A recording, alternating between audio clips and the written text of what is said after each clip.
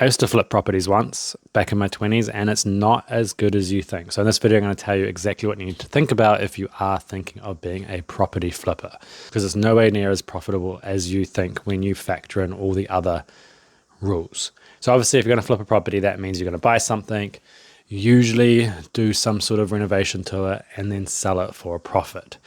Now, if you're doing this properly, you need to pay tax on that profit, and you need to pay GST, which means you need to be GST registered. So if you're thinking, oh my God, I can buy this house for 900,000, sell it for $1 million, and I make $100,000, you need to factor in how much it costs to renovate the property, how much it costs to hold the property, because you're probably going to get a mortgage, and some banks may not even give you a traditional mortgage. You might have to go to a second tier lender, and then how much it's going to cost you to sell the property if you're using a real estate agent, which all up is quite a lot of money. And then what's left over is your true profit, which you have to pay tax on, which is probably going to be at 39%, depending on what your tax rate is from your personal income.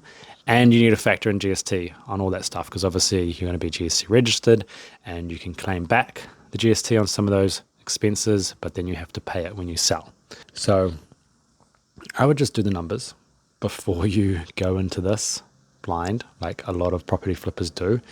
And the other thing that a lot of property flippers do is they don't actually do it the proper way, and they just don't think they have to pay tax or GST. I wouldn't do that either.